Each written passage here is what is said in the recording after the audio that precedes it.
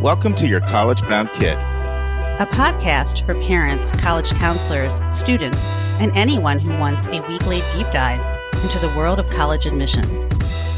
My name is Dave. I'm a parent of a daughter in college, and we live in Chicago, Illinois. I'm Lisa, and I'm a clinical psychologist and college counselor. I have a daughter in college, a daughter in high school, and a son in middle school. After 30 years in Chicago, we recently moved to North Carolina. My name is Mark. I'm a college coach in Atlanta and the parent of two daughters.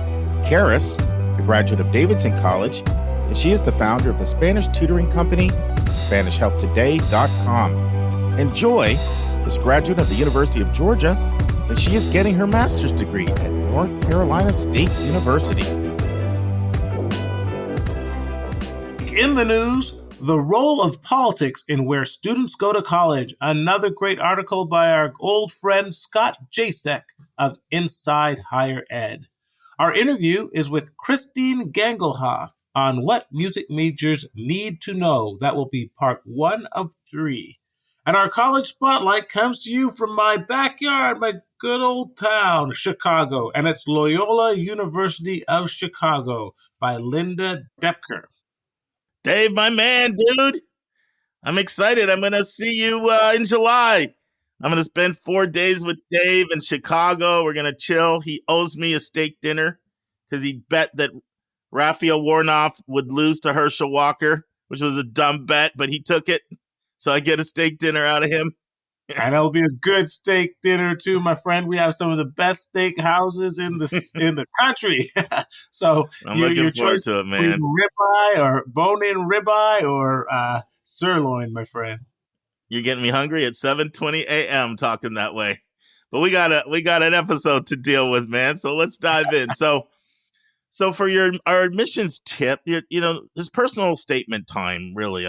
I like to get that done with my juniors before AP season. Now we're really in the heart of AP season, so I usually chill a little here while people take their AP exams. But right after that, for the group that hasn't finished the personal statement, we turn our attention to getting those done so the senior year can be more chill and the summer can be the time to work on college-specific essays. But for your personal statement, which is the 650-word essay that goes to everybody in the Common App, which is accepted by over 1,000 colleges and the main colleges that most people are interested in. This is the tip. Have a few people read it and ask them to answer this question. Did the statement inspire me? I find the best personal statements have an inspirational quality. And it's one way also to guard against the woe is me and people that get so into going negative with a difficult experience that they get stuck there. But the best personal statements inspire. So just put your personal statement to the did it inspire me, because the ones that get admissions officers the most excited usually, and there's some exceptions because there's different types of essays, but usually they have that inspirational quality. Thoughts, Dave? I totally agree. And one phrase I would say with your personal statement, write, and rewrite. The great point about starting these things early is it takes a lot of time and effort to come out with a great personal statement. And a lot of great personal statements are the result of many dead ends, many times of throwing something out there, reading it, rereading it, getting feedback. So, when you see a great personal statement, so often you don't see all the work that went behind it. These things are hard. They're hard to do. They're hard to write. They're hard to figure out. You have to really present yourself in a very particular and unique way that a lot of kids aren't used to.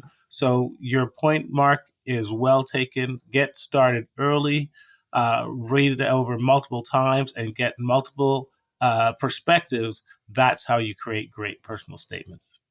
I couldn't agree with you more. In fact, you just made me think of a student I'm working with, and I literally could not believe the difference between just draft 1 to draft 2. It was like night and day. And then another student I did a session with this week, and I said to them, do you cook at all?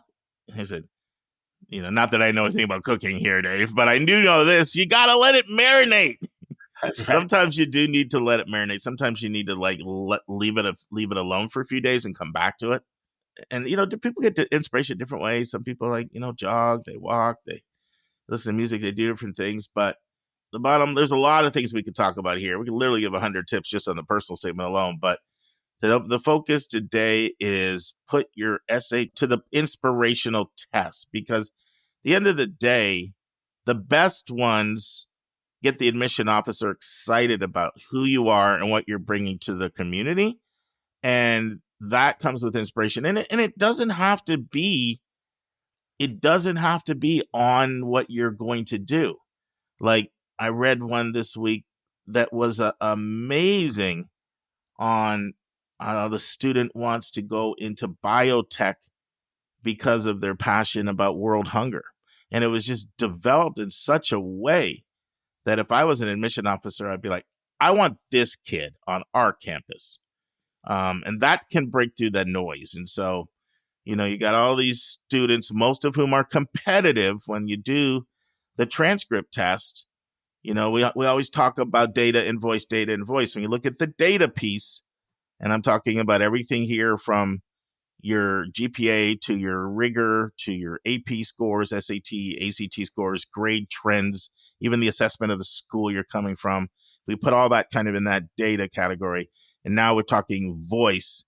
It's the voice piece that usually gets you excited about someone, especially in more competitive pools. In less competitive pools, you can just stand out just with really strong numbers, as long as your personal qualities make you look like you'll be a nice addition. You don't have to be necessarily like the most phenomenal, but just, you're not the kid who's going to burn the building down. Let's put it that. As long as your personal qualities are just okay, you can get in at less competitive schools just with strong numbers. But at more competitive schools, the numbers don't differentiate. So it's oftentimes that voice, student voice, as well as that recommender voice, what recommenders say about you. So, and if you heard our interview that just went live with Andre Phillips from the University of Wisconsin, he talked a lot about this and what he had to say. But I do have to do our admissions vernacular, and I'm going back to something I did about a month ago. Student slang on campus. So, Dave, I have a story. Okay. I was in the Pacific Northwest visiting a bunch of colleges for a week in Portland and Oregon. Beautiful area. And so I met Reed. And, nobody knows anything about Reed. You know that it has a reputation for a lot of things, but one is kids who are a little quirky and eccentric. So we have a tour guide from South Carolina, of all places, South Carolina all the way to Portland. And he says this on the tour. He says, one thing I love about this place, he said, if I wear a garbage bag to class, like for my dress, he said, all anybody's going to say is, boy, do you ever look good. So I'm like, you're at Reed. So, so anyway, make a long story short, after Reed, we headed to Lewis and Clark, another Portland school, strong academic school. And I have kids at both of these places. So I get a chance to meet with my kids for half an hour, meeting with the kid at Lewis and Clark. And then your roommate comes, and the next thing you know, 2 more people join us and we'll have an hour lunch together. And so I put Lewis and Clark to the same test. I said, at Reed, the tour guide said that if they wore a garbage bag to class, all anybody would ever say is, boy, do you ever look good? I said, is that the same here, or are you guys different? Because Portland, they both have a little funky vibe there. Like, if you like that quirky, vibe, I mean, they both have it. Just look at how students dress. So then the student, says, oh, no, that same thing here. They said, in fact, when people do that, they say, look how diff I am. I'm so diff. So that's their admissions vernacular word, diff, short for different, badge of honor. Dave, I know you and I are a little traditional. We grew up with our dads in suits all the time. So stretched me a little bit outside my comfort zone, I have to admit. But, hey, to each its own, to each their own. That's right. I'll have to try the garbage bag chic sometime. Yeah, show up in the emergency room with that as a doc and see what happens, man. They'll put you in the psych ward. Hey, I'm trying to adjust to the new gen. I'm trying. All right. So our big number actually comes from the article, and it's going to be a segue too with this. After this, I'll let Dave transition into our article.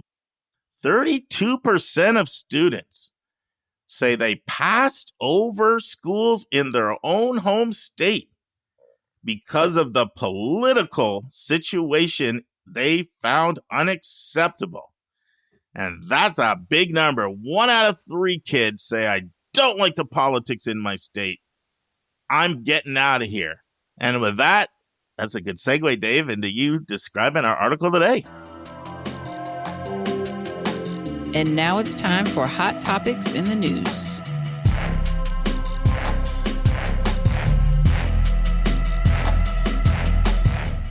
And it's an article from Scott Jaschik, our good friend from Inside Higher Ed. And it is the role of politics in where students want to go to college. This article highlights a study that finds that nearly 1 in 4 high school seniors said they passed out of political concerns a college where they would have initially considered because of its state. The trend is evident among both conservatives and liberals. Now, this is the first year when students are making decisions about where to enroll after the Supreme Court decision reversing Roe v. Wade. So there was a lot of interest in seeing how are students going to respond to those states that have taken a much more aggressive stance towards certain conservative issues, especially those of abortion.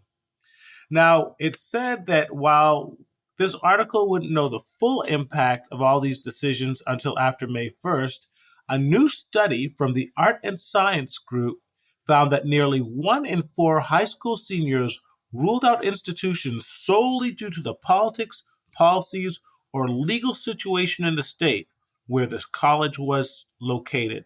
It found that this behavior was statistically true for all 3 groups: liberals, moderates, and conservatives. Now, the first thing is the study talked about how significant is this study. And it pointed out that most students attend a college in their home state. For example, in California, 88.9% of those public colleges, public and private, are made of California residents. And in Illinois, 88.2% of students are from Illinois. So it's very important that when you see stats talking about students leaving their state or refusing to go to other states, that this could have major impacts on the colleges of the states themselves. So what are the statistics? It found that liberals were more likely than conservatives to rule out a college because of its location, but only by a small margin, 31% for liberals, 28% for conservatives. Moderates were 22% likely to rule out colleges because of its location, and 12% didn't categorize themselves. Other groups that were more likely to eliminate a college because of its location: LGBTQ students, 32% versus 21% for straight students, and non-first generation students, 26% versus 19% for first generation students. And in terms of where liberals and conservatives are ruling out colleges, well, these are the usual suspects for both groups. Liberals were most likely to rule out colleges in Alabama, Florida, Louisiana, and Texas. But they also weren't too keen on enrolling in some colleges in Arkansas, Georgia, Idaho, Iowa, Kentucky, Mississippi, Nebraska, South Carolina, and Utah. So you can see from that list, Mark, that there's a noticeable color hue to all those states. Yeah, but I'm a little mad they had George in there. We went blue last time for Biden and both Senate seats, but old reputations take a while to die. Well, they just didn't have purple as one of your color choices. Sure. We'll give Georgia a pass for now. And conservatives, well, which states do you think they ruled out? California and New York, the quintessential usual suspects for conservatives. And the article says, quote, among the quarter of students who ruled out a school in our survey, about a third, 32%, passed over schools in their home state on the basis of a political or legal situation they found unacceptable, the report said. So let me say that again. So for about among the quarter of the students who ruled out a school in our survey, of the 25%, one third of that 25% ruled out the school because of the political or legal situation. And it also says, quote, interestingly, students who identified as Republican were significantly more likely to make that decision than were self-identified Democrats. While we don't know for sure, this might make the most sense if many Republican students live in blue states, which tend to be heavily populated. And the top reasons cited by liberals for eliminating a college from consideration were, number one, it's too Republican. Number two, it's too conservative on abortion laws. Number three, it showed a lack of concern on racial equity. Number four, it was too conservative on LGBTQ laws. And number five, it was too easy to get a gun and showed an inadequate focus on mental health. And the reasons cited by conservatives for rejecting a state based on its politics were, number one, it's too democratic. Number two, it's too liberal on LGBTQ laws. Number three, conservative voices are squashed. And number four, having laws that are too liberal on abortion and reproductive rights. Now, these findings were based on a survey fielded in January and February in 2023, and it covered 1,865 domestic high school seniors. And so what was the conclusion of the article? Well, I'll just quote, with political polarization on the rise and all regions set to see declines in the number of high school graduates in coming years, lawmakers and campus administrators would do well to take students' convictions into account as political change-making continues to infiltrate campus life. And importantly, as the regional student markets shift, institutions will likely need to pay particular attention to their individual and distinctive positioning in order to attract students in their market, despite challenges posed by state social policies. So let me see. What say you, Mark? Oh, I got a lot to say on this. Yeah. And I'm actually happy to have the conversation on this because I think this is a really important topic that goes oftentimes overlooked and undiscussed when people are thinking about what makes for a fit and match. So I'll start with a little brief anecdote. I was having a conversation with the family working with recently, and the mom said that we are a casualty of I forget the exact word she used, but she basically said something to the effect of, I'm one of these families that was a Trump divorce. And so she said, I was, not a Trump supporter. My husband was a Trump supporter. We were irreconcilable and it didn't work. And I bring that up only because a lot of times your political affiliation is a big reflection of your values. Like Dave and I are really into politics, and my brother Norman. Part of it, my fascination with it is it reveals your values.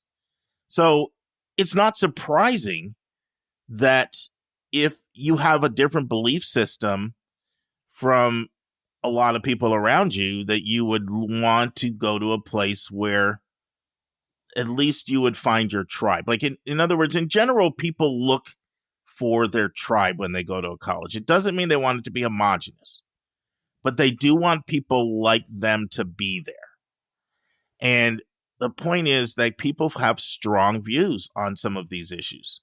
So I know, like, when we're working with students, I have 5 or 6 questions that I ask on our questionnaire that are all designed to see where people are on these issues, only so that I can find them schools that match who they are. It doesn't matter.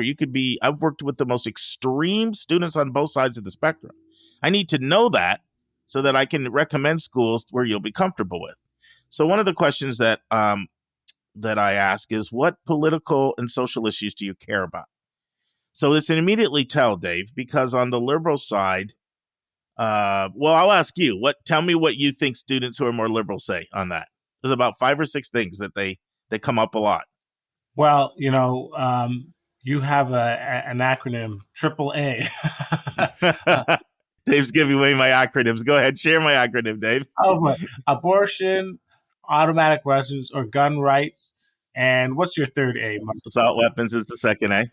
Yeah, and what's the third A? It's anti-democratic authoritarianism. I'm going to take your AAA and say I think that AAA pretty much reflects a lot of students' concerns right now. So that's definitely 2. No question about it. Reproductive rights is huge for people on the left. It comes up almost all the time. And assault weapons comes up as well. Other issues that come up with people that are more left-leaning are equal pay for equal work for women, Black Lives Matter, and the environment. Those are like really big issues. And really anything really related to justice. Sometimes, economic justice in other ways. And, the interesting thing is you can really see the hot issues of the time. So like a few years ago, do you remember when that whole, what was the term, Dave? Something Wall Street. Remember that whole... Occupy Wall Street. Yes. Occupy Wall Street. Yes. So when Occupy Wall Street was big, there was a lot of talk about equal pay for when Bernie was really hot. So you can kind of see the trends based on the hot issues that come in, but those are consistent, like reproductive freedom, assault weapons, the environment, Black Lives Matter, equal pay for equal work. Those are consistent for people that are left-leaning. People that are right-leaning, so about 2 years ago, a year to 2 years ago, I'd get a lot of concerns about vaccination, required vaccine, was a really, really big one. What I've been seeing a lot more recently has been, occasionally I'll see something about critical race theory or making you read certain books, something about that. But what I've been seeing more recently for people that are more right-leaning is they'll talk about transgender athletes. That transgender athlete issue is resonating up there. So I see right away. So that's one thing. I have another question, and I'm only asking this stuff. I'm not trying to get all up in people's business. I'm just literally trying to see, based on the questions, like what kind of students are you likely to want to be around? So I have another question that's actually quite revelatory. I asked people to tell me what you think about the following 4 people. So what I tried to do was take somebody that was more center left. I don't want to say, let's just use for now, let's say center left, center right, far right. So the 4 people that I asked, and I need to come up with all this. This is working with Lisa and Lynda, our team, and we're all, putting our minds together on this. So center left, I have AOC and Joe Biden, and then, that's far left, AOC, and then I have Joe Biden. And then on the right, I have Mike Pence and Tucker Carlson. And so seeing the responses that people say to those 4 people, that can tell me a lot. Now, sometimes people will say, I don't know who some of these people are. Dave, I literally had someone say, who's Mike Pence? I'm not kidding. But sometimes people don't know who they are, and that tells me something. Yeah. And then another question is, what percentage of the student body do you want to be Trump supporters? That's a question. So sometimes I'll see 60 to 70%. Now, that's a certain type of student. And then sometimes I'll be like 0 with exclamation marks. Or sometimes somebody will be quite liberal, but they still want to have all voices on the campus. So they might say, like, that is not my belief system, but I still want 20 to 30% there because I still think it's important that I'm not just in groupthink and I'm not just completely centered in a place where everybody thinks the same. So the point is, I'm always trying to look at this piece because it's actually really important, in my opinion, even that a lot of times I think people haven't thought through this in terms of ultimately what they like. Now, when it comes to states, I would actually have guessed that the numbers would even be higher because the people that are on the left, I'm telling you, Dave, Florida is like the old Mississippi. They do the biggest place they do not want to go right now is Florida. And one thing I've learned is you really see how what's happening in the political conversation on the highest level filters into the thinking. Because do you remember when Governor Abbott from Texas was like Yes. shipping people around? Like just there was like a contest between DeSantis and Abbott who could ship, migrants to New York the fastest or whatever. Then I was getting a lot of Texas in there. And then on the right, definitely California. California is not a place. New York is not a place. Colorado is perceived as being very liberal. And so you just see it for people for whom this is important. But my point is it's important for a pretty sizable number of people. Another thing that people say on the left that I never mentioned before is LGBTQ. That's a huge one. I forgot that when I was giving the list. LGBTQ rights or LGBTQ friendly. And there's very strong, like I had somebody recently say, don't send me any place where students LGBTQ, where they don't feel that my kid has a right to be who they are, which is basically no Christian states in their mind, So you just see, so you see how people's values are reflected in their politics, and then they're trying to align. And I see, look, we talked about this. You and I talked about a couple things we talked about. A long time ago, we talked about a survey that said only 6% of students at the Ivy League said they would date a Trump supporter. That was a survey. So that shows that mindset, and of course, the Ivy League schools are oftentimes accused of being bastions of liberalism. Here's the point. Different people have different beliefs, and those beliefs, from my perspective, need to be respected. As a counselor, it's not my job to try to change your view. It's my job to give you what you're looking for. That's how I believe. Like if you walk into a restaurant and you're a vegetarian and I'm not, it's not my job to try to convince you, you've got to try this burger. You're a vegetarian. I need to give you vegetarian options.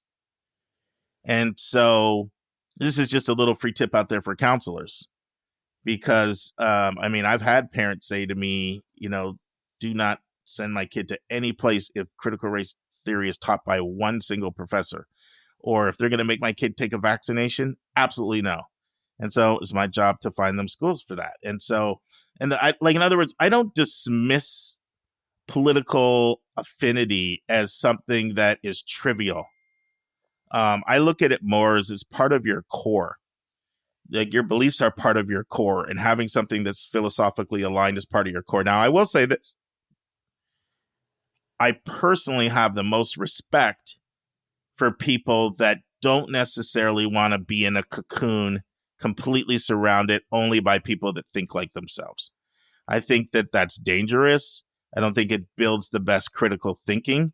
I don't think it builds the best understanding of the world. And in working with both of my daughters, Dave, that was very important to me. Yeah. So yeah, it's true that Davidson leans left, UGA leans left, but there's still voices from the right on those campuses.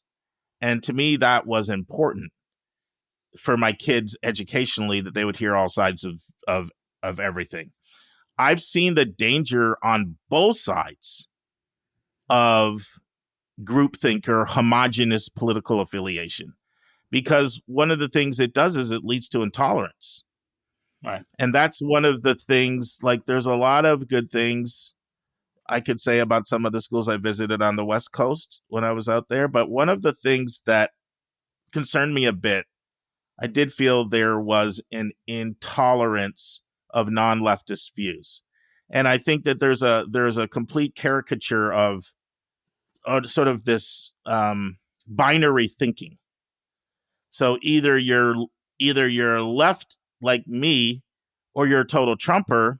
And believe it or not, there really is another category. Like one of the students I worked with, one of my favorite students I worked with, he was the leader of the Republican Club that he started, but he did it in a way where he welcomed all voices to come in, different voices. They talked civilly. They talked about issues across party lines. And you can be a conservative and not be MAGA.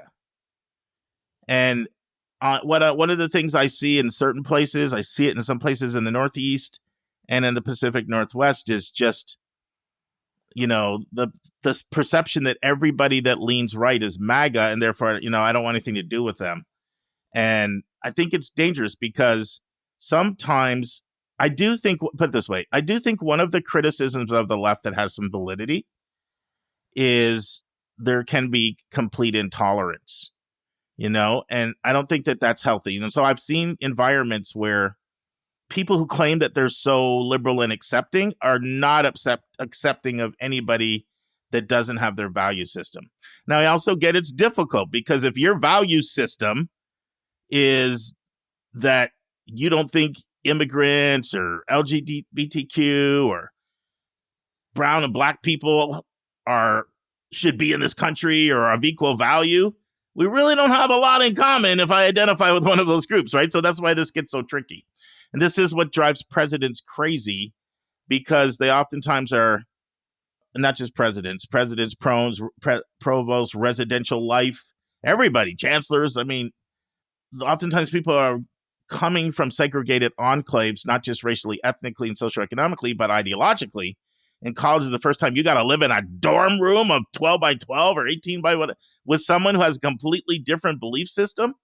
Like a lot of times fireworks go off, division happens. But to me, it's part of the learning laboratory. So I've been talking for a while. I want to just stop and hear what you're thinking. No, I agree with you. I think the recent example we have of intolerant thinking was what happened recently at Stanford Law School, where students shouted down an appellate court judge who was giving a talk, and it led to a lot of recriminations with the administration, and it looks bad. I mean, anytime you have a Tucker Carlson moment where they can see evidence of intolerance on the left, it sort of helps them to justify the intolerance on the right, and it becomes circular. So, university is supposed to be a forum for education, for learning different points of view, for coming in contact with different types of people, whether you be from the left or the right. And it's a very tricky balance to maintain a sense of tolerance while not infringing on their sensibilities or their rights. So yeah, it's a tricky one. Well, the issue. I went over all these issues. I told you issues on the left, right, this, that, the other. There's no single issue where I heard from people more than the abortion issue after the Dobbs decision. Like, so many people would take all these states off. In fact, it wasn't that long ago. You saw what went down in the Tennessee House. 74 out of 75 members of the Republican gerrymandered House are white, and they kicked out the two Justins. I had a family reach out to me and say, Tennessee's off the list. Like, things that happen in society filter in. Yeah. There's some stuff going on in Missouri right now. They've got the most stringent abortion ruling. Doesn't matter. Incest, rape, life, health of the mother, 6 weeks, doesn't matter. Book banning. They literally took $4.5 million out of the budget based on a lawsuit that was brought against them, against librarians, and said that they will give no funding to any public libraries. This stuff filters out, and then people speak out and say, Missouri's off. So the stuff that happens filters into the country. Now, here's what I will find. This is interesting. Even when people say, this state is out, they oftentimes will make an exception for a really prestigious school. So they just do, So they'll say Missouri's out, but I'll look at WashU, and we could go all the way down. Tennessee's out now after all this stuff, but I'll go to Vanderbilt. California's out, but if I get in UCLA or Berkeley or Stanford, I'm going. So that's always interesting, and I definitely see that. But I think one of the takeaways I think for this is, I think it's important for people to think through what their values are. And when it comes to political affiliation, that's something that will develop over the course of their life. We're not asking an 18-year-old to, stake out their place. And some people have a view of, look, none of this stuff matters to me. Like, I get that a lot in feedback too. Like, I don't care. Like, some people are just there, and that's okay. That's where you're at. But if this is important to you, it's important to put some thought into this conversation. And part of the conversation is how comfortable are you with difference? Like there's another person that if there's too many people that have views that are very different from things they hold really dearly, let's say, especially if it's their identity, let's say they identify with LGBTQ and they feel like I'm not going into a place with intolerance or they're, they're an immigrant or they're Black or Hispanic or whatever. Everybody's a little different in terms of what feels like a safe space. Yeah. You know what I mean? Like college does need to be a safe space. You're coming back to your home. It's supposed to be your home away from home. And people have different thresholds of tolerance and intolerance there. So there's a person that, let's just use an example. Let's say you identify as LGBTQ, which a lot of people actually do. It's a pretty high percentage. It's way up from what it was 10 years ago. Are you comfortable being in a place where 30% of people are not supportive? Or we could take anything. We could take abortion. We could take views on guns.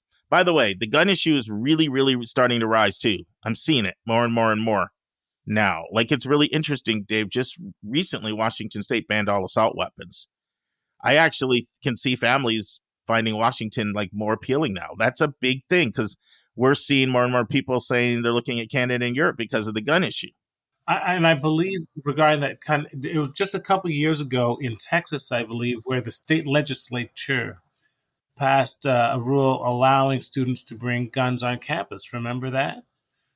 So, I think the gun issue is going to prove to be huge as well, especially now. I think that's a real issue of safety.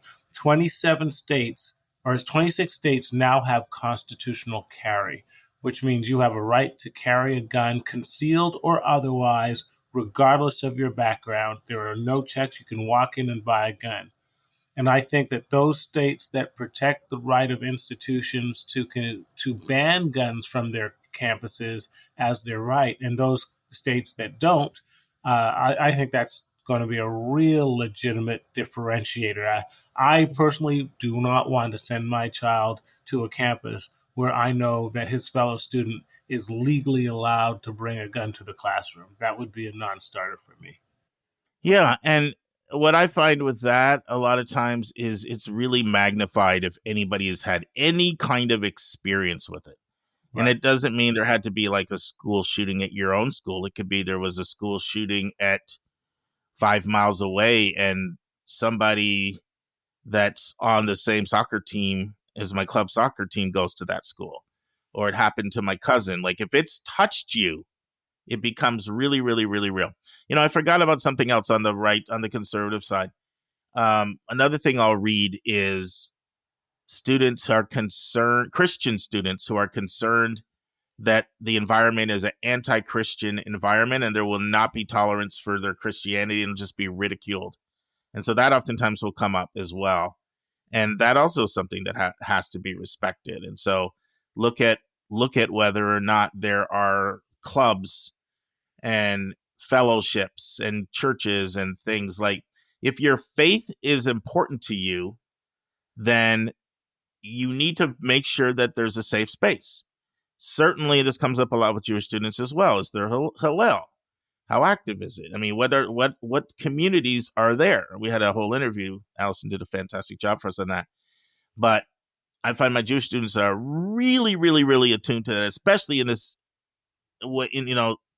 this milieu of increased anti-Semitism. The bottom line is, look, this goes back to Pavlov, right? Like safety is of paramount concern to everybody. And while we talked about guns, we're talking about physical safety, but emotional safety is extremely important. And if you feel like whatever you are is going, that you're going to experience intolerance.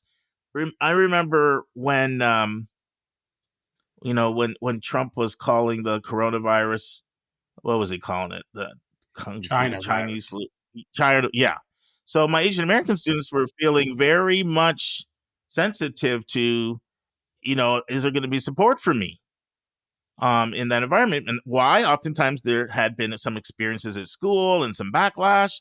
That's died down now because, that hasn't really been in the news for a while. So one of the things is whatever's in the news trickles down into into the experiences of people, and it trickles down into the priorities. So some of the stuff that we're talking about now, people wouldn't talk about 2 years ago. Like I said, 2 years ago, that vax thing was really, really big. Who knows what it will be next year or the year after. But I want to really hone in on this safety thing, because finding a safe space emotionally is incredibly important to people. And part of that safe space emotionally is, are people like me accept it, support it? Are there resources? I mean, really, we did the whole thing with the anti-Semitism, but we really could take that same thing to really anything else. Right. You know, it could be international students, you know, it could be Christian students, it could be Black students, it could be, you know, LGBTQ students, it could be, I mean, even things like athletes. I mean, like whatever group groups, because people have multi identities, right? Whatever groups people associate with, are people like me welcomed and supported, nurtured to just be who we are in this environment? Because if we're not, it's not a safe space. And I know what I wanted to say earlier, Dave. You and I had the discussion about one of the reasons why more kids are flocking south. We did a whole article on that. Right. And we looked at a lot of things, everything from warmer weather to cost of living to big time sports. But one of the big ones also is the perception that you won't just be in a bastion of liberal groupthink. That's right. And the reality is college campuses are liberal. I mean, just before we jumped into here, Dave, I was listening to, you and I listened to Charlie Sykes. It's a podcast called The Bulwark that Dave and I listen to and talk a lot. So Charlie, on the most recent edition, Charlie Sykes went through the results of this recent election that happened for the Wisconsin Supreme Court. And he went through the college campuses. So Wisconsin-Madison went over 90% for the Democrat, and Milwaukee was 91. He had it right down like 91.3. And then some of the other places, like even Green Bay and even the satellite UW campuses, they were in, the lowest number was 72%.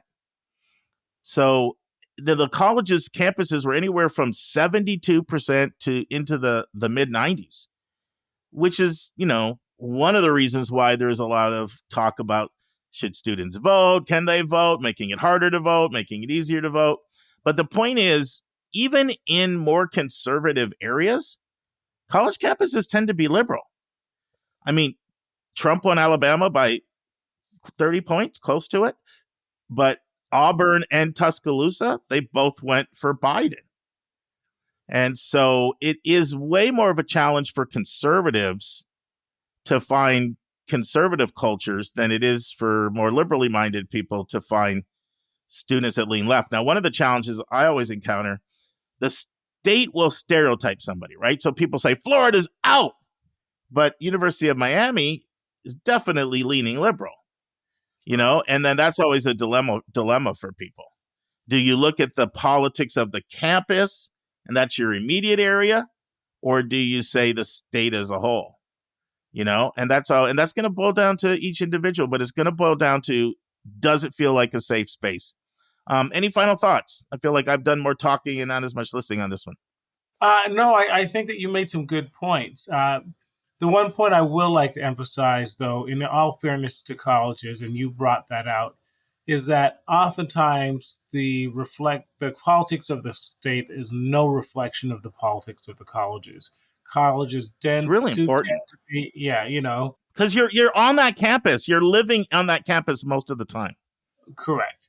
And I would say that it's probably more of a challenge for conservative students to feel reaffirmed in their viewpoint rather than liberals across the United States because of the considerable liberal bias. That's why you have standouts for conservative students, such as Hillsdale College in Michigan. But that's an extreme. Like, there are other schools. Right. There's other schools, like take a place like Clemson, right, where your political surveys come closer to 50-50 there. Right. Or I would say SMU, that might be Correct. more of a balanced political point of view. Yeah. And, TCU. honestly, I do get the sense that if you're in a Division I school that happens to have a pretty good football team, I'm just not sure that a whole lot of Alabama students will turn it down due to the. I think Nick Saban is a bigger political figure in Alabama for most college students, and he stays notoriously neutral on political point. So my point, your point is well taken. That I think it's a concern, but I don't think that it should be overemphasized or overwrought. That you still have to focus on the institutions, and that the state that the institutions reside is not necessarily a reflection of the tolerance of that institution itself. Yeah, so I'm going to take the other side on that as well, because I see both sides. So let's go back to your point about concealed carry. Yeah. There are a lot of schools that are in southern states where the campus leans Democratic 80-20, 70-30, but a lot of people will say, I don't like your abortion policies. I don't like your gun policies.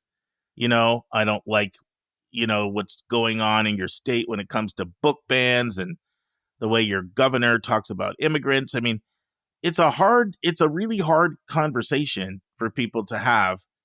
And what I've learned is it really just comes down to each individual and each individual family. And it's going to vary from one to the other, whether if they're comfortable with the political climate on the campus, but they're not necessarily comfortable with the political climate in the state. That's a personal decision, and different people will come to different conclusions. So hopefully this was helpful.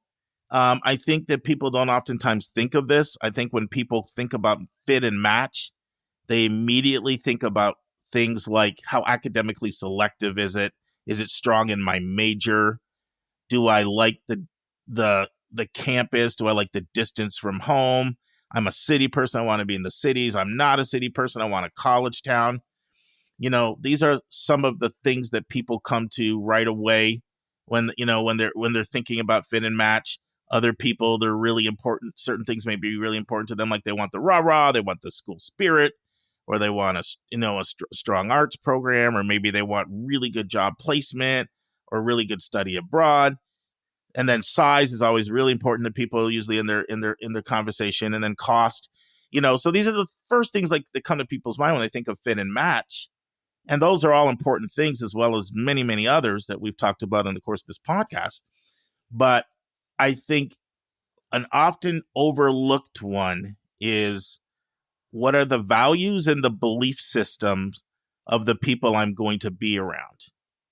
Right. People they might not even think about this on a deep level. They think about it, at least on a subjective level, when they visit a place. They do think, do I feel I'll find my tribe here? Do I see people like me? People instinctively react that way, even if they don't think that. But oftentimes they don't look at it through a lens of beliefs. They look at it through all of those other things. And I do encourage people to add, whether you want to call it political, whether you want to call it ideological, whether you want to call it philosophical, I do encourage people to add this into their component of what they're looking for when they think of what makes for a fit and a match. And what I'm not here to tell you is whether that should be more conservative, more liberal, 70-30, 50-50. That's a very much individual decision, what will feel comfortable to you. Just like I can't, Dave, I'll have somebody that will absolutely love an NYU or a Georgia State or a BU or a George Washington, where you feel like you're at a school that's pulsating with the city life, a campus without walls. And then I'll have somebody else that would die in that environment. One, either get them as far away from the city as possible, or if they're going to be in it, it better be a bubble. It better be self-contained. I want to feel like my campus is distinct from the surrounding area. I have people that love both of those two different things, and it's not a right or a wrong. It's like Baskin Robbins. You like butter pecan, and I like pistachio, and that's what makes the world interesting. So that's my final thought. Sounds good. And now it's time for a question from one of our listeners.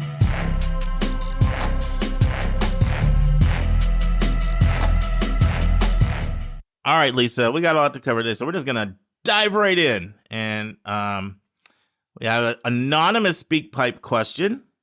Hi, Mark. I love the podcast. I have a very bright junior who has struggled with some mental health issues and motivation since the pandemic Zoom year. Some rigor was dropped, but her GPA is still relatively strong. She just turned 17, but in many ways feels like 15. I would appreciate a discussion about strategies for this group of kids who struggled more post-pandemic and may not be ready for a transition to a 4-year college on time. Things like whether to hire an advisor, taking a gap year, what to reveal on the admissions essay, transferring and private schools, and how to research college accommodations. In our case, the student is extremely gifted musically, but has no clear career direction. Thanks so much. Why don't you take this wherever you want to go? Because there's multi-part answers in here, whether you want to focus on the mental health or what to do with, advisors or grade changes. I mean, you take it where you want to go. Okay. Well, first off, I'm really grateful to Anonymous for asking this question, because I think as we're coming out of COVID and, some of these kids who started their 9th grade year essentially remotely, and they're trying to play catch up in high school, I think this is not an uncommon occurrence. And I think that one thing that I would say is that there really isn't an objective timeline for when people mature. People mature at different rates. Even without COVID, people mature at different rates. And so all of the deadlines that we have, like 18 is you're an adult, or, you should be on your own at 22. Those are arbitrary. I mean, those are socially decided. There's not actual science that says that's when that has to happen. And so it can happen at different times for every person. And I think since COVID, we have to be more accepting of the fact that there is going to be more variance in when people are ready to be launched into their adult life. I feel personally that it is much more important to privilege a person's mental health, their safety, and their happiness over any kind of educational accomplishment, because without your mental health, it's really hard to do anything. So I think that it's more important to, make sure that your student is doing okay emotionally, instead of just kind of pushing them academically to hit some kind of target. And so that, might require to step back, to take a break from school, to reduce some of the rigor of classes. And that's all okay, because life is a long game. It's not just all about, getting college admissions and where you're getting admitted. It's like you got your whole life that you have to be a functional person in. And that's going to set them up better if you take care of some of these problems now. So she asked if one should hire an advisor in this type of situation. And I would say it depends. I think that an advisor could be really helpful if you're interested in some of the gap year options that are out there. And there are some amazing gap year options, all of which I want to do myself, but am too old. So if your student you think might be maybe not ready for college, but maybe would love to do a service year, either in the United States or abroad, an advisor can be really helpful with that. In addition, there are programs like Verto. I don't know if you know much about Verto, but you can get admitted to Verto. You do a semester in a different country, and then as long as you have a certain GPA, they'll help you get into. And there's a list of all these different schools that they'll help you get into. So there are all these different alternative paths. And if you're unclear, then a counselor can really help you with that.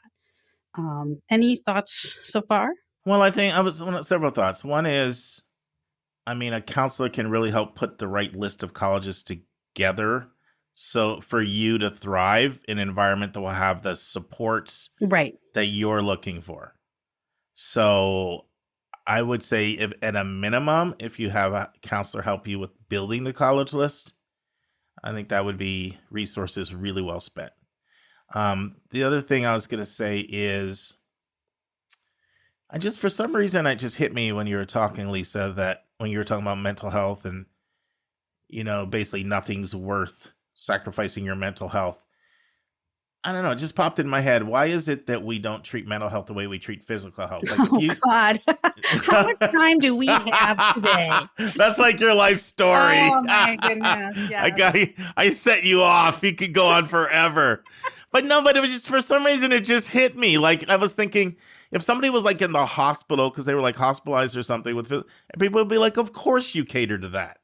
Of course. But it seems like when it's mental, there's almost this mindset, a little bit of like suck it up and power through. Yeah, there's this great series of cartoons that I always refer people to. It's from NAMI, the National Association for Mental Illness, and they're like these stick figures. And for instance, one stick figure has like a knife stabbed in his chest, and he's lying on the ground, he's bleeding everywhere. And another stick figure comes up to him and says, "Well, why don't you just, think your way out of it?" Just to kind of like say, "This is, of course you can't do that." Sure. Yeah, there is so much stigma and frankly ignorance around mental illness that it makes it hard for people to get their needs met and get treatment. And I am so thankful that this younger generation is so much more comfortable with talking about their mental health needs. If they feel like they need to go to therapy, they go to therapy. If they feel like they need medication, they're really willing to explore that possibility. And I really hope as a result, they are going to be happier, more functional, more well-adjusted people than, the Generation Xers. We're like the suck it up generation, right? And I don't know exactly where that's gotten us, but it is a real problem. I always tell people like, well, if you had lung dysfunction, no one would give you a hard time about taking a month off or a semester off or needing to drop down the difficulty in your class. But if you have depression, which arguably has a biological and genetic component to it, everyone's like, just decide not to be depressed. Just like, well, just decide to take in more oxygen with your lung sacs. I don't know. Yeah, one of my relatives was really struggling with mental health, like for quite a while, and it was really serious. And then, and a lot of times, a lot of those voices were around this relative, saying a lot of those kinds of messages. And then, make a long story short, they got on the right medicine, and it was like completely different person. And in having a conversation with another relative, it was like, wow, like this just like shows this was like something like whether it was a chemical imbalance or something, like all of those like motivational pep talks and all that, like the person was feeling really guilty, like in the times they felt they were judging the person. And then as soon as they got like the right medicine, they were like just a 180-degree different person. Absolutely. And I see that all the time, in my clinical practice with my students and frankly with friends and family, it's just so, I definitely think that, this parent is really thinking the right way about their child and really trying to help their child have the best mental health that they can have and to work through those issues. I think that we're as a society and probably in colleges, we're just going to have a lot more grace with kids of this generation.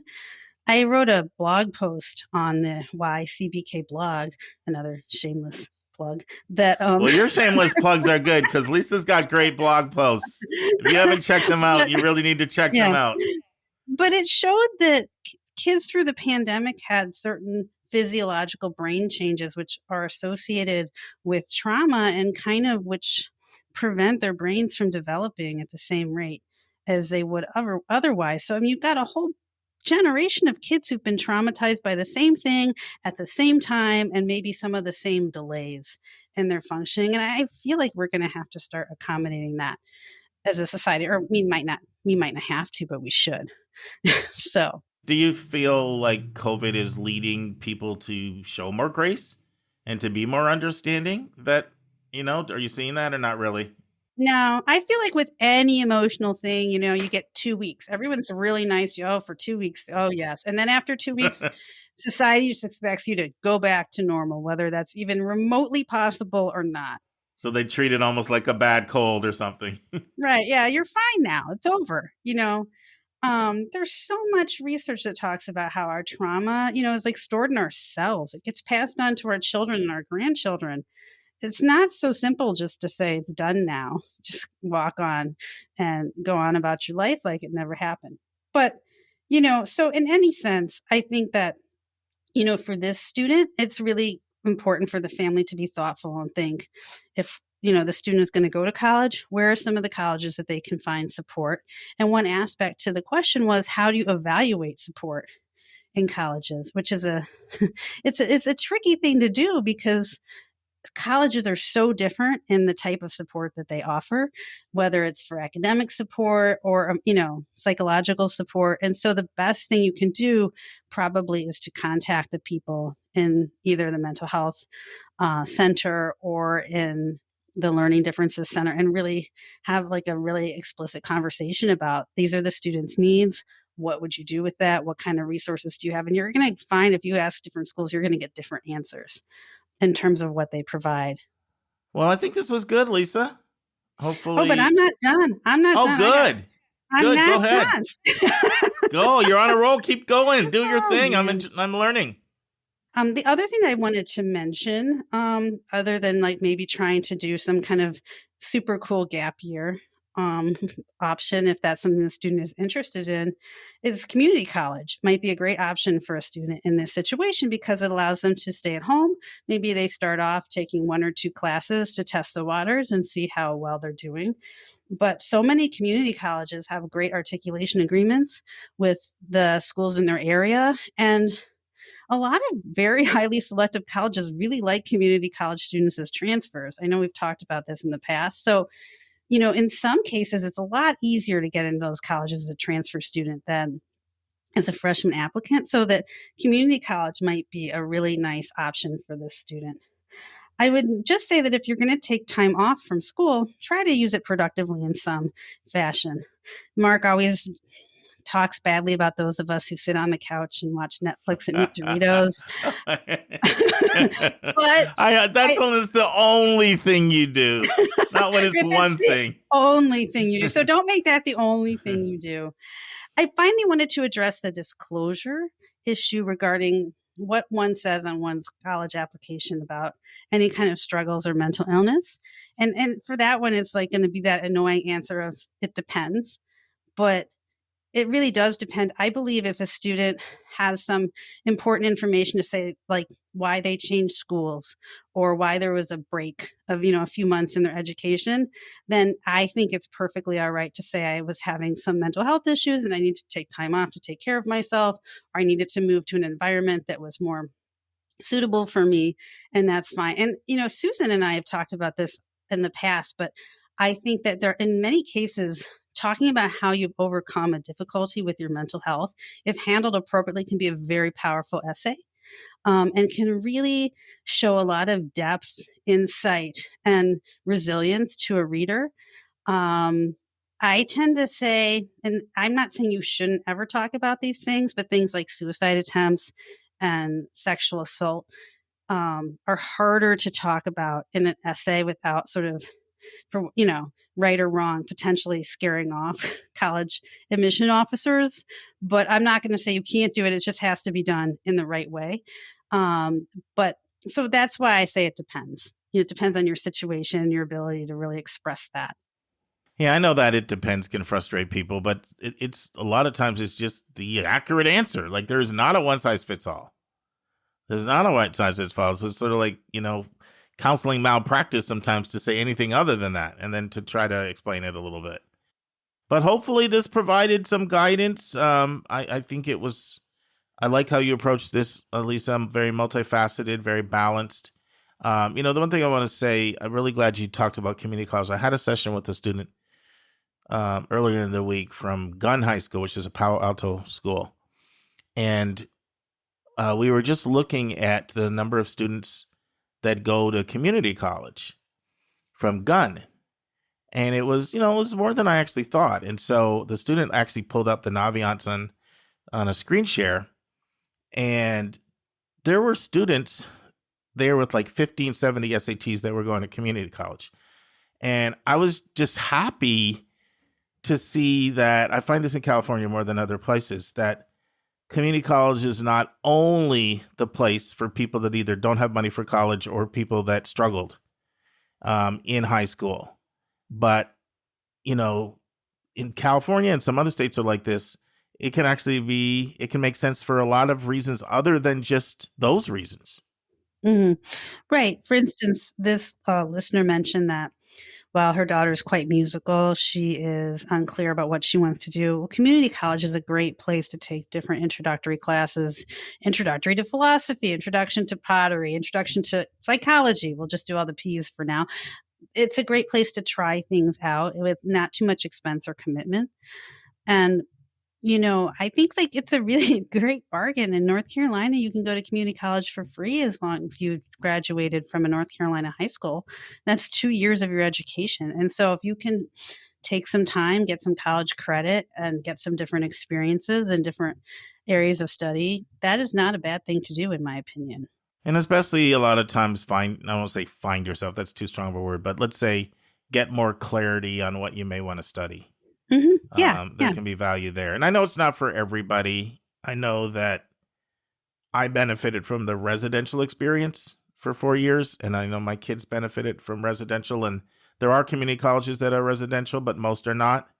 But it's just an option that's we talk about far more infrequently than we should.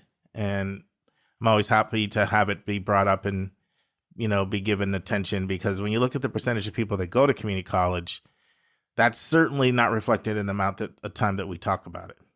Absolutely. Good. Anything else, or did you put a bow on that one? I think we can tie it up, put a bow, and put it under the tree. So there we go. The Christmas tree with the lights. All right. Thank you, Lisa. All right. And now this week's interview with a special guest.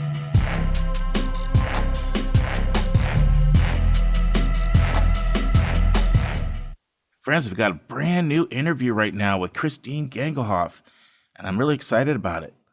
Lisa does the interview. Christine starts out in part one. She shares her extensive background, both her educational background as a college professor and a consultant working particularly with students with the flute, and how she helps students find the right music program. Christine also will talk about what student is appropriate for the Bachelor's in Music degree, the BM, versus the Bachelor of Arts in Music. She goes in depth in the differences between those degrees.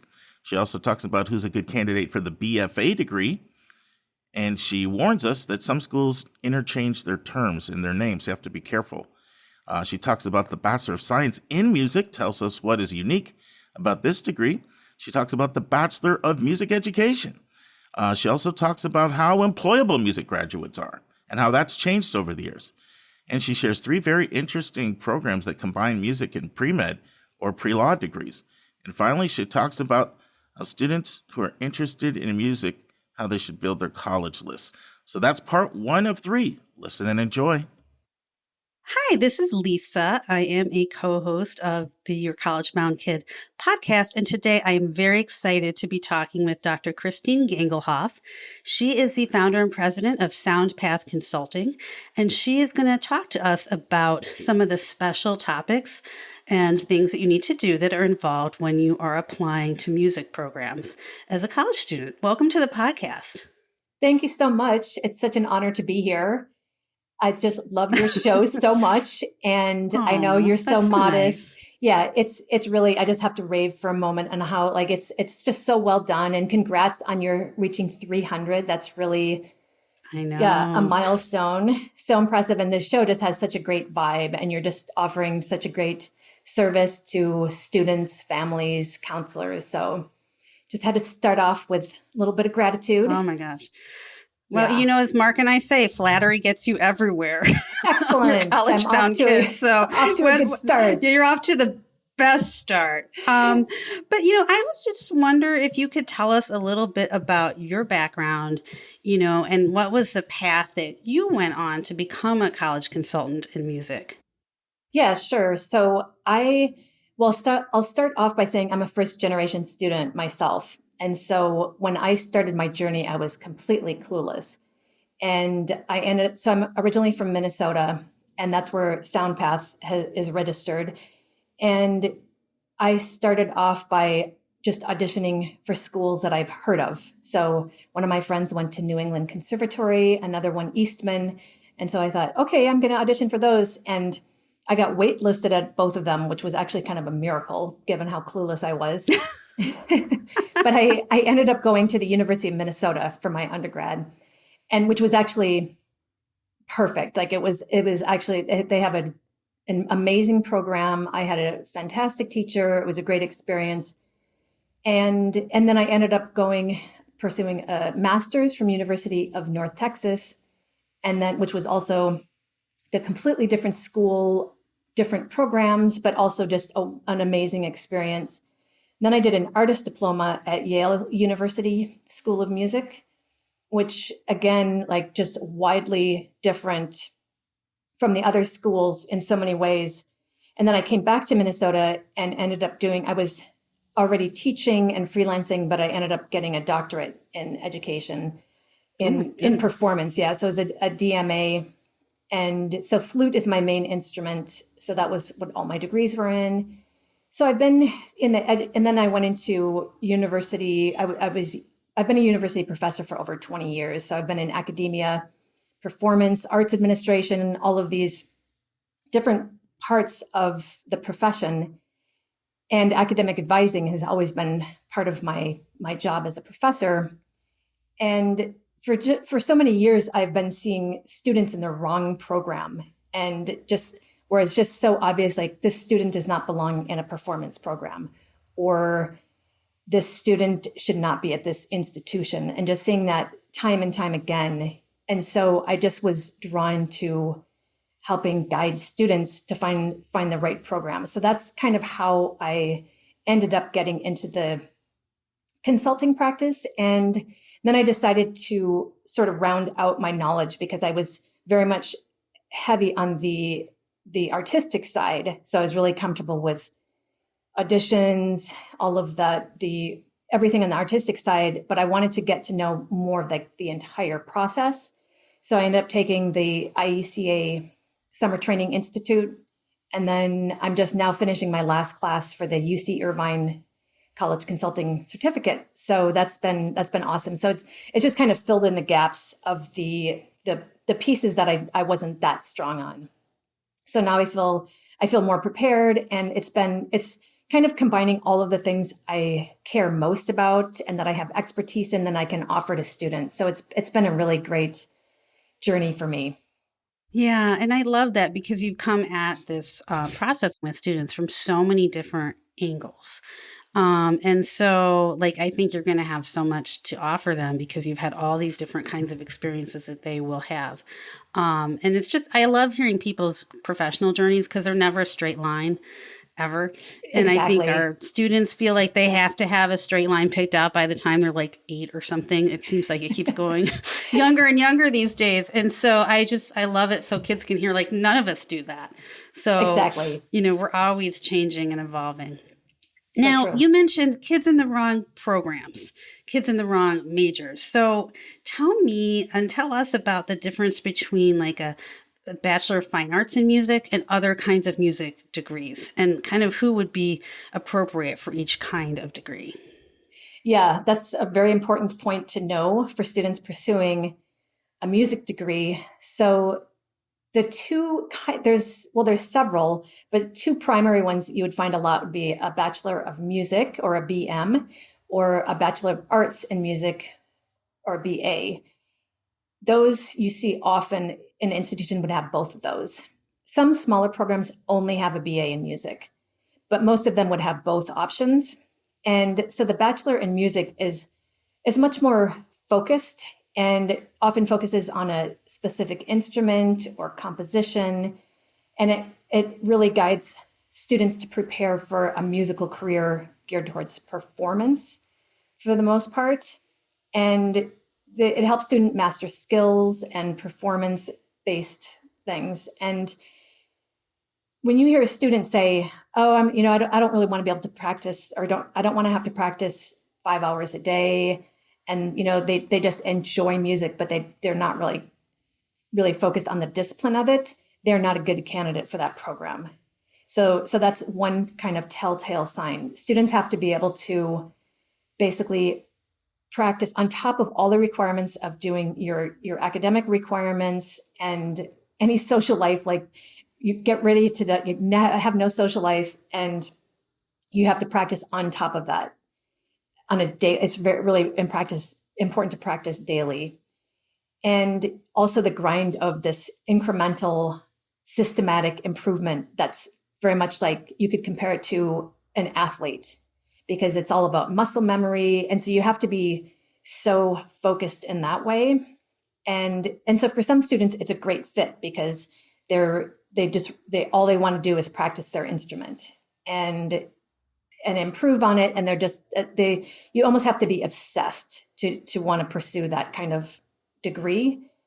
And the BA is a more well-rounded degree that you can still focus on music. You would still have the core courses of like music theory, music history, ear training, your one-on-one lessons, ensembles, but you have more gen ed requirements, and you also have more opportunities to explore other degrees. So you could, in some cases, double major or minor in something else. And I think that's a really good option for students who want a more well-rounded education and who aren't really prepared to dive in and dedicate their whole existence to their instrument. And students who may have other interests, whether it be business or technology, there's writing, there are many things that you can complement music with. And another thing to keep in mind is a lot of BA programs, or many of them, don't require an audition. And yeah, I was going to ask that. Yeah, so that's also a big plus for students who don't feel that confident performing, because the way I see the music industry, it's not only about performing. And so there should be opportunities for students who love music but don't need that really in-depth knowledge and the performance skill to be able to pursue it. So BA is a really good option for that. And then there's another couple other degrees is the BFA. So that's a Bachelor of Fine Arts. And that one, it depends. Again, like one of the things I always say is there's no consistency between institutions and like what they call their degrees, what their degrees consist of. So some schools have a BFA, and in some cases, the BFA can be kind of somewhere between the BA and the BM. So it's heavier on the musical side, but it still has more academics than the Bachelor of Music. But in some institutions, for example, in musical theater, the BFA would kind of be the equivalent to the BM, because that's the degree that has the heavier artistic component to it. So it really depends on the institution, which one is going to be the right fit. And again, the BFA some schools could offer all three, the BM, BA, BFA. And for example, you could get a Bachelor of Music in musical theater or a BFA in musical theater from the same school. But those that go Bachelor of Music route would be the ones that are have stronger musical skills in singing, theory, ear training. And those that want to focus more on the theater side would go on the BFA side. So it's a lot to consider. Yeah, I know. And then there's a whole nother pathway, which is the Bachelor of Science in Music. And that's, yeah, I know. Who would have thunk it? So that is for students interested in producing, recording, sound engineering, technology, all of those kind of things are often a Bachelor of Science degree. And again, so if you're interested in that, you'd want to make sure that you find a school that has that degree. And then last, there's also a Bachelor of Music Education. And that's a really popular degree. And most of those do require audition, but it sometimes can be a less selective process than the Bachelor of Music. And there's great job opportunities in education. And that's a really popular degree path. Wow. Let's take a break to learn about Mark's recommended resource for the week.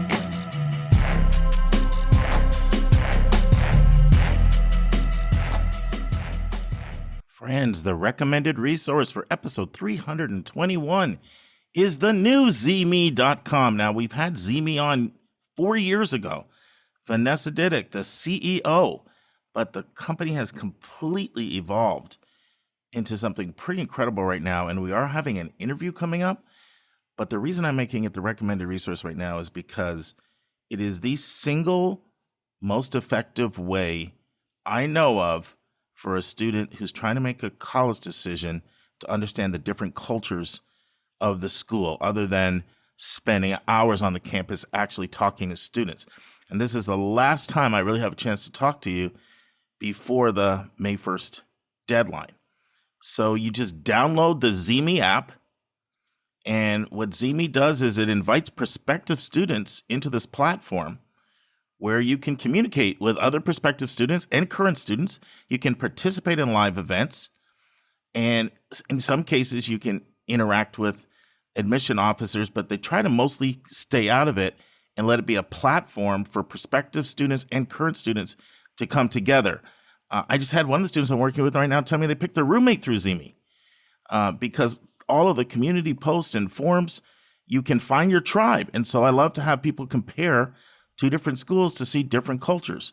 Now, there are a couple hundred membership schools, and they have way more information on those. But even the non-membership schools, still a lot of information and well worth doing. So it's just ZEEMEE. Download the app, which has gotten as high as 13th in the App Store. Super, super popular app. It's doing things Discord, Instagram are not doing. And there's a recommended resource for episode 321. And look for an interview with much, much more detail in the next 12 months on Zme. So do students who want to go into the Bachelor of Science in Music, do they have to audition too, like, with technology skills or things like that? Again, it depends on the program. You're going to be hearing a lot of "it depends." So, right. But it can. So if some of them can be portfolio based. And so they would need to, or sometimes even composition or film scoring can be a BS degree, a Bachelor of Science degree.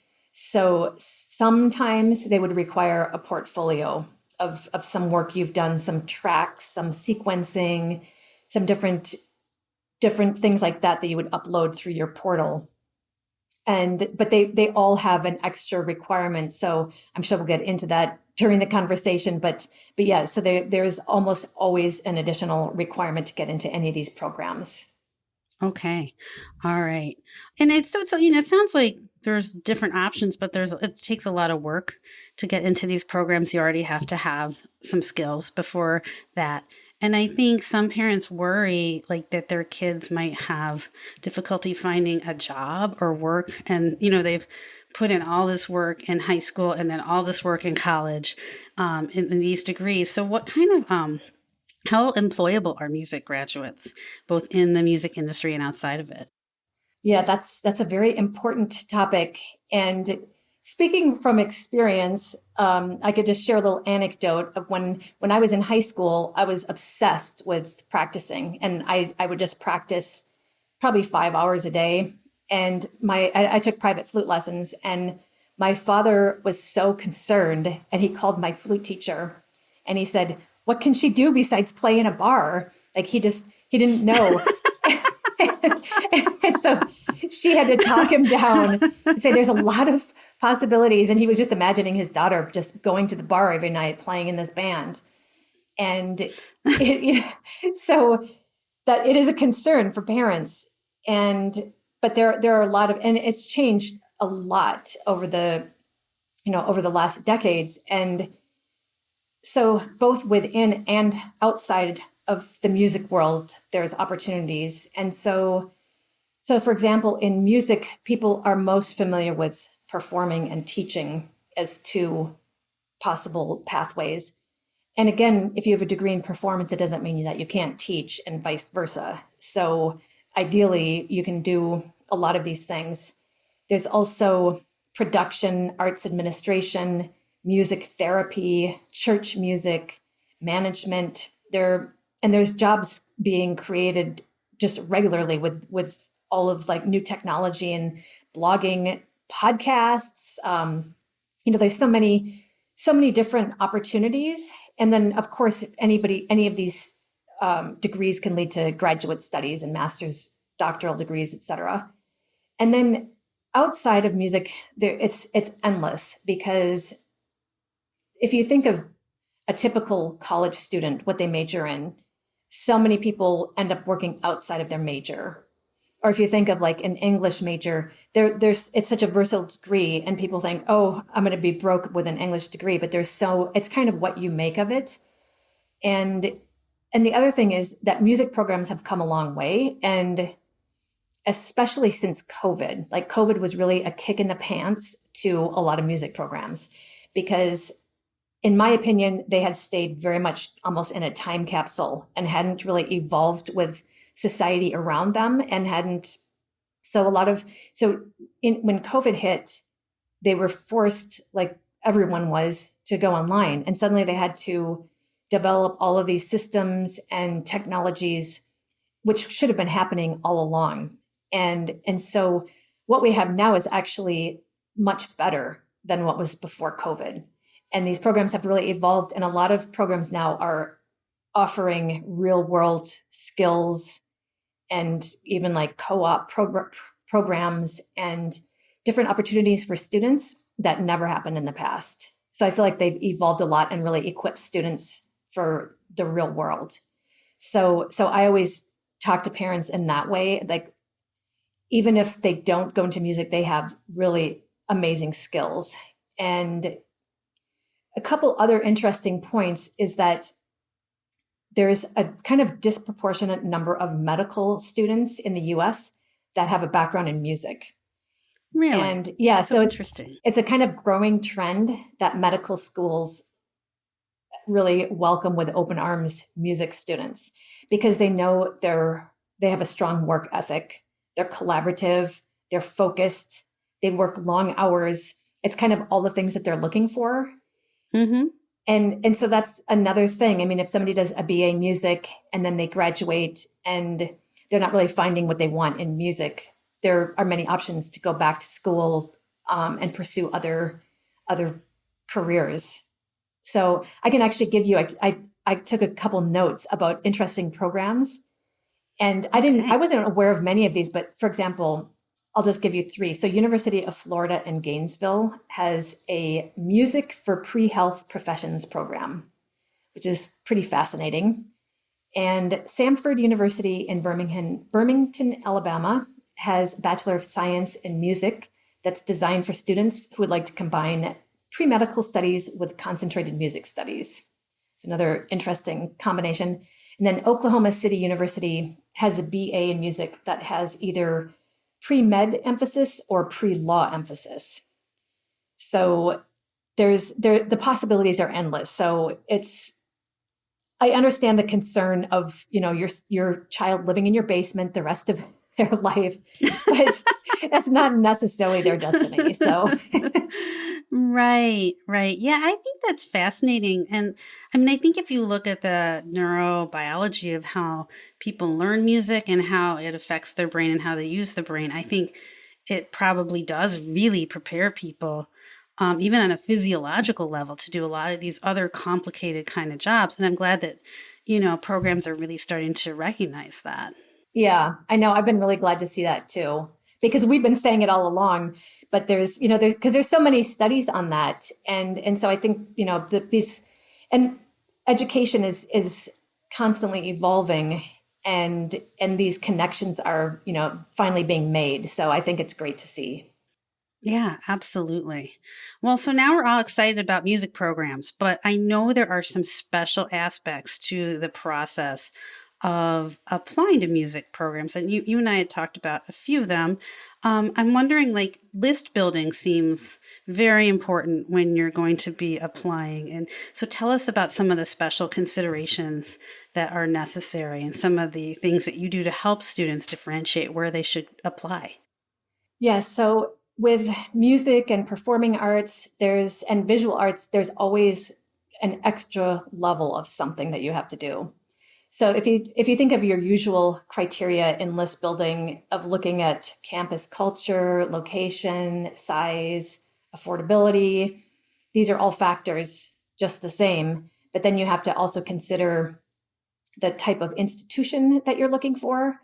So there's several different models. So a lot of students are obsessed with going to a conservatory, and they feel like they're going to get the best education at a conservatory because that's what they do best. And conservatories are great. They're really super focused. They're like standalone institutions. But again, it's kind of like when I was talking about the Bachelor of Music. It's for a really specific audience that is ready to pursue that career. And so again, it's a great fit for some students, but not a great fit for many students. So that's one thing to consider. Then you also have options of liberal arts college, university programs that have a school of music. Then there's also a conservatory within a university. And I always like that option because you also would have the option, you'd have access to all of that the university has to offer. So again, students that have other interests, that's a really good option for them. And the other thing I like about that is they have the opportunity to interact with students from other disciplines. And you don't get that in a conservatory. And again, conservatory is great for really specific things, but you wouldn't ever be in a class where you're sitting next to a science major or, some other like radically different major. So you get a definitely more kind of narrow view. But again, it totally depends on the student. So your typical exercises that you do with students to kind of evaluate get a sense of their values and also kind of an artistic assessment of what their level is. So that's another piece that's really very important. And then so beyond the different types of schools, all those degree paths that we talked about, which ones did the school offer? And then within that, you also have like the different tracks of music. So does the school offer music technology, performance, jazz studies? So you have to identify the schools that have these programs that you're looking for. And some of the bigger schools have everything. Like a big school like Indiana University is going to have everything. And some of the smaller schools will only have a BA, but in some cases that may be the best thing for a particular student. Friends, hopefully you enjoyed the first part of Lisa's interview with Dr. Christine Gangelhoff. We hope you'll join us next week for part 2 of 3. And now it's time for our College Spotlight of the Week.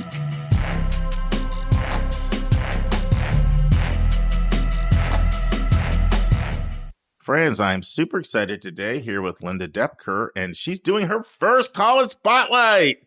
So that's kind of exciting for me. And let me just say something.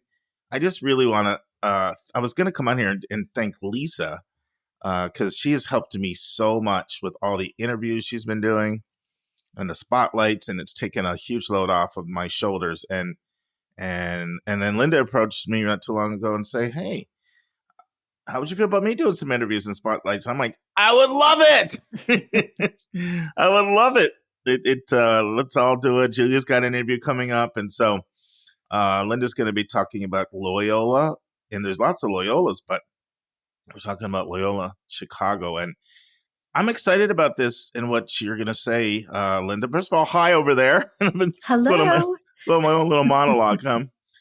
I'm excited for a lot of reasons. This is a school that is increasingly coming up on college lists. We're being asked about it. People are visiting. We're getting mostly positive feedback from visits. And it's one I haven't been to, but I've got it on my calendar for July 10th or 11th. So I can't wait to hear what you're going to say and then see it in about 2 months. So take it away. Go where you want to go with it. I'm going to start out with the thing that impressed me the most about Loyola Chicago, because I went to visit in February, and it was a Saturday morning. And the night before, there had been one of those famous Chicago snows, which I was not expecting, which is crazy because I should have been, because it's Chicago in February. And you have a daughter there, not too far away. Yeah. So I got there and the sidewalks were pristine. And because of course I was worried, I'm going to fall and break a hip while I'm up in Chicago. That could have happened, but just five They're ready for the stars. snow there. 5 stars to the Loyola team for clearing the sidewalks for those stealth snow showers. Anyway, so Loyola Chicago, founded in 1870 as St. Ignatius College, which is the current location of St. Ignatius College Prep, which isn't too far away. It was renamed in 1909 as Loyola University and moved to its current location in 1912. When I say current location, I mean the Lakeshore campus. So there are 5 campuses for Loyola Chicago. And the one that most of us think about is the Lakeshore campus, which is 45 acres. It's about 7 miles north of downtown. And you're right. My daughter's in Chicago, but she's in Hyde Park, which is about 7 miles south of downtown. And this campus felt much more urban than the University of Chicago campus does. Not as intertwined with a city like an NYU or a BU, but you're definitely in a city, kind of a little bit of an oasis in that neighborhood. Takes about 20 minutes to get downtown, and they have shuttles that run every 20 minutes throughout the week. And they have a train station right on campus. So, and you get a free pass, and students can go back and forth all the time. Can I stop you for a sec? You know how we have a lot of students, and I know you felt this way as a parent. I will even say I felt this way because I can remember, believe it or not, back to my college search, that we wanted a really distinct campus feel. I'll put it in the context of people we work with. There's a lot of people we work with that want that enclosed campus. They might even like the city or they're okay with the city, but they want to feel, bubbles may be too strong of a word, but self-contained. They feel that campus. It feels set apart. Do you feel that Loyola did it feel that way to you? It feels like you are not in downtown. So it feels like you are in kind of an urban residential area. And I think it's a really good mix because you've got the Water Tower campus, which is definitely urban. And it's just a shuttle ride away, in 15, 20 minutes, you can get your big city fix, and then you can hop on the shuttle and you can be back in more of an enclosed kind of area. So I really like that about this location. It's not an either or option. It's both. So when you think, I know you've been to both Georgia Tech and Emory, both of them. Mm-hmm. How would you sort of compare it to them as far as feeling that campus feel? Oh, it's more Georgia Tech. Okay. And I would say it's definitely more Georgia Tech than Emory. Yeah, for sure. Okay, great. Awesome. The Water Tower campus is the downtown location. And well, first, Lakeshore campus. That's where all the freshmen are going to live. And they've got about 22 residence halls there. It's where most of the activities happen. The arts and sciences are there, life sciences, the School of Environmental Sustainability. It's all at the Lakeshore campus. The Water Tower campus, which is downtown just off of the Magnificent Mile, is where you find business, communications, education, social work. The law school is there. They do have multiple buildings there, and about 43 students are actually taking classes down there. They do have 2 residence halls, primarily for upperclassmen. Health Sciences campus, this is in the western suburbs. It's home to the School of Medicine and the School of Nursing. The 4th campus is Loyola's Retreat and Ecology campus, and this is about 50 miles northeast in Woodstock. And it's, they call it a campus. I don't think it's technically a campus, but they host student retreats. They host internships. So they focus on like farming, ecology, corporate retreats. in case you're looking for your college-bound kid retreat. Sounds like it Speaking would my be a good language. place. It could be an option. And then lastly, they have the Rome campus. And that's been around since 1962. And it is a Loyola campus. So that means it's staffed by Loyola faculty. Your credits transfer seamlessly. Your financial aid carries over. And they have a program called the Rome Start program, where if you're a social sciences major, you can start in Rome for your first year before coming to Chicago. And everything should be the same cost. Just you've got to get to Rome. So it's a really exciting opportunity. They did have a campus in Vietnam, but it closed during COVID. And they just announced a month or two ago that they will not be reopening it. So as of spring of 2023, it is closed. So can I stop you for a sec? So if you're an incoming freshman who is looking at living residentially at the school, do you have a choice here, or is everybody going to be at the same campus? If for a freshman, you're going to be at the Lakeshore campus. That's what I figured. Yep. Okay. Yep. But possibly for an upperclassman, you could be at one of the others. Correct. And they require freshmen and sophomores under the age of 21 to live on campus. They have co-ed residential halls. They also have learning communities. And, learning communities, a group of freshmen live together. They're focused around one main topic or theme. These students will take a required class together. It's required of all freshmen. And it's basically Loyola 101, how to do college, which I think is a great idea personally.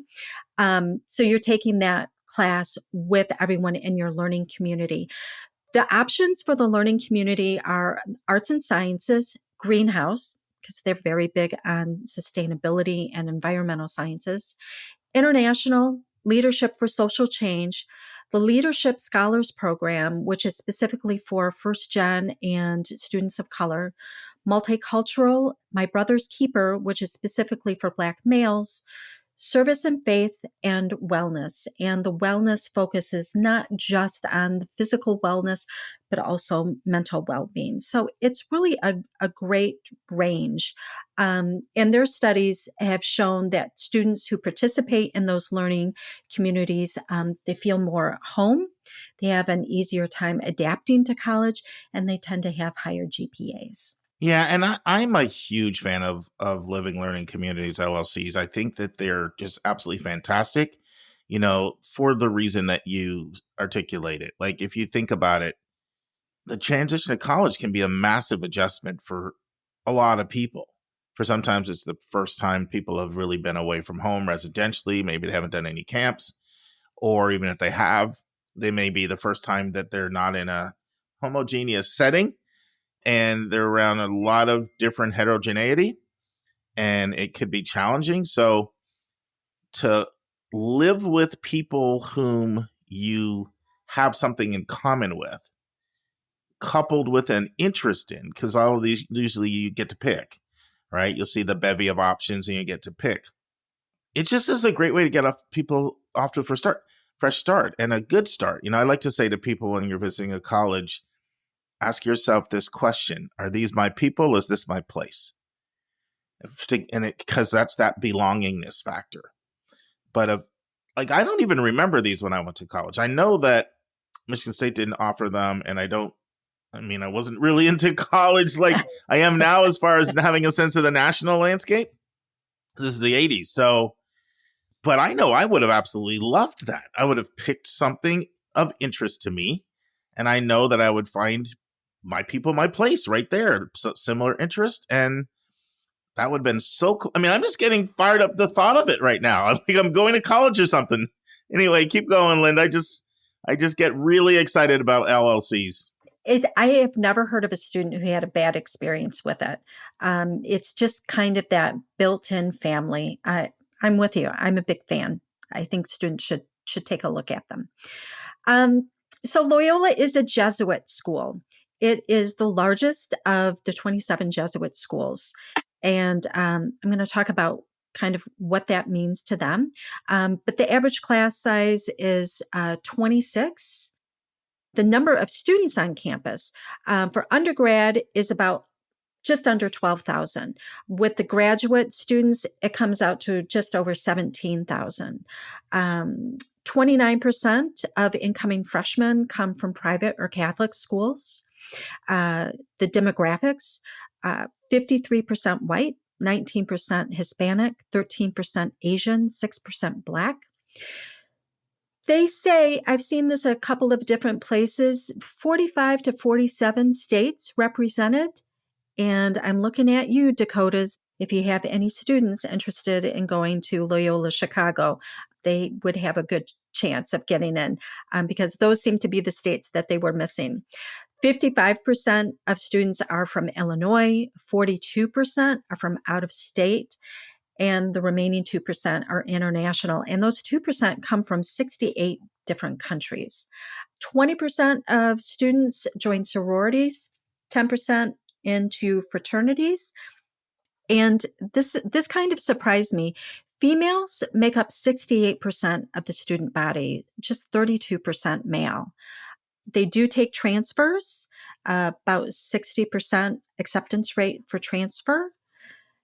But I wanted to talk about the Jesuit school. And I know hearing that can be off-putting for some families. And I don't think it should be because the way they put it is their religion is a resource, not a requirement. And while Mass is available every day, it is not a requirement at all.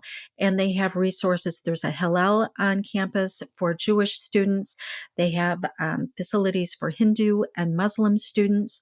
And that Jesuit philosophy for caring for the whole person. They have a core because they believe in the well-rounded student and community member, global awareness, and that service to others and promoting social justice.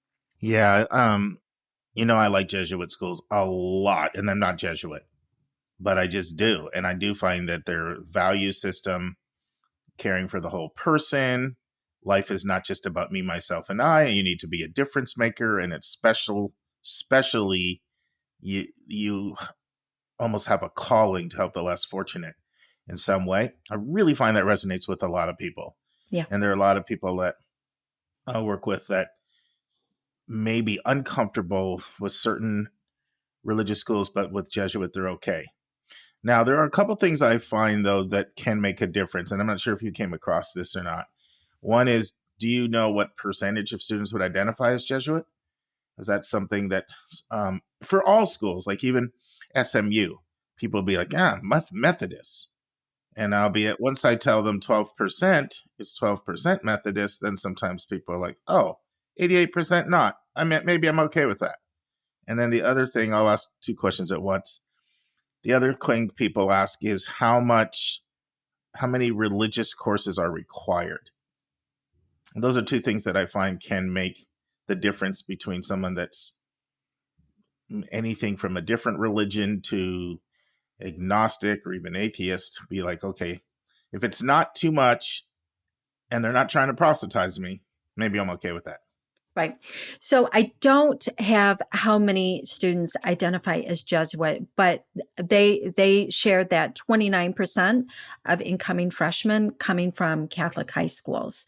So that's probably a good proxy for that. I would say it's probably less than half of that because most Catholic schools are not Jesuit out there. But you know what? We can always get that information and report it back. Sure. So as far as requiring religion, so they do have a core, and the core covers 10 areas: artistic, historical, literary, quantitative, scientific, societal and cultural, philosophical, theological and religious, ethical knowledge and inquiry, and they have a college writing seminar, which I think is another great thing. For that religious piece, you can study, it's a variety of topics. It's ethics, it's women in religion, it's Islam. So there is plenty of variety for students to look at. It's not a specific religious course. So nobody that I talked with on campus felt that they were being forced to take religious classes. Some of them, I think, are actually pretty popular. They do have 80 majors and minors, in addition to 55 different dual degree programs, which is amazing. Some of their schools that they have, there's the College of Arts and Sciences, and this is the largest, and that includes engineering is housed there. The School of Nursing, which is very popular, it's a direct admit, so you can't transfer in. You have to come in knowing you want to go into nursing. They have a School of Public Health, which focuses on clinical instruction, School of Business, and several concentrations here. They make it very easy to double major within business. The School of Communications, which covers PR, all different kinds of communications. They have a radio station, they have a media lab, and that's all down at the Water Tower campus. And they have the environmental sustainability, which I was really impressed with this, everything they've got on campus. They have a biodiesel lab right on campus, and they create all the fuel for the shuttles that go back and forth between the two campuses. And one of the byproducts from that biodiesel is soap. And so all of the soap on campus is generated right there at the school. And you can even buy it in their shop, which was not open on Saturday morning. They also have aquaponics labs in their School of Sustainability. So they're growing plants that are actually used in their dining facilities. They're definitely making a big investment in the environmental sustainability. All new buildings on campus have to be LEED certified. It's a growing major there for sure. Couple of things. One is I absolutely love direct admit nursing programs. The alternative is to apply as a sophomore to see if you get in. And then if you don't get in, you have to either transfer, switch majors, or try again, which oftentimes adds a year to college and the stress of still not knowing if you're going to get in. Right. So just having that peace of mind of knowing you're in the nursing track is amazing. And then the other thing with direct admits is they do get you involved much, much sooner into, rotations and clinicals and exposure to the field and to the profession. They do just require that that you want to do nursing. And so it's important that you know that you want to do it. And they also look for people that have had experiences to convince them that, yeah, you've taken this car on a trial run enough and you've convinced us that you're not going to get here and say, yuck, I didn't know this is what I was getting into. So that's the first thing I wanted to say. The second thing is, do you have any theories on why they're 68-32 gender? Like normally you'll see that with places that don't have engineering and don't have Division I sports. And I know they don't have football. So that can be a little bit of a factor, but I know because basketball is really big there. But do you have any theories? So my guess, and this is all it is a guess. Some of their more popular programs tend to be trend more female. So the School of Nursing, they have a School of Education, which is popular. That program, you come in, you're in classrooms, and your first year, you graduate with 1,200 hours of student teaching in classrooms, so which is about the equivalent of a second year teacher. School of Social Work. So right there, nursing, education, social work, and really communications tends to be more popular with females. My guess is that's why you're seeing that. I think that's probably a good guess. I mean, all of those are female-dominated professions, and if that's where they're popular, I think you probably nailed it there. Yeah. Friends, hopefully you've enjoyed the first part of this college spotlight on Loyola University Chicago. We hope you'll join us next week for the final part. On Monday's episode, Mark will go over more updates for this year's admissions season. And our interview is with Lynda Doepker on things parents and students need to know as you transition from high school to college. And friends, I can't end this episode without saying what I love to say, that college is not a prize to be won. It is a match to be made. We talked about the political match. I got to end with the match. So see you next month, my friend. Take care, everybody. And that's our show. A big thank you to you, our listeners, for tuning in this week. If you find this podcast helpful, please follow us and you'll get every single episode as soon as it is released. If you're interested, there are a few ways you can really support our podcast. You can click the share button and send it to your friends and acquaintances. You can help us pay our staff and our expenses by donating on our website. You can write a review for us on Apple or Spotify. I'm the producer of the podcast, but we have a fantastic team of 15. Shout out to our co-host, Dr. Lisa Ruff, Dr. David Williams, Lynda Doepker, Susan Tree, Vince Garcia, and Julia Esquivel. And to our substitute co-host, Sylvia Borgo. Our sensational sound engineer is Nemanja Motvich. Our amazing music is from Victor Allen Weeks. Marketing designs are from Kimberly Blass. Lily Parikh manages our Instagram. Our image editor is Talha Khan. Joyce Ducker does our website episode updates. And our webmaster is Stalianos Dimitriou. And if you want to have a coaching session with Lisa, Lynda, or me, just text me at 404-664-4340. If you have a question you want us to answer, or if you have a recommended resource or article you think we should discuss, just send it to questions@yourcollegeboundkid.com. Our favorite method is for you to record your own voice at speakpipe.com/YCBK. By the way, check out our website, where you'll find lots of content that is not on any podcast app. Our website is yourcollegeboundkid.com. If you want to learn about other hot admissions topics, follow us on Twitter at YCBK Podcast. We think of you as our listening family, and we look forward to meeting again with you every single Monday and Thursday.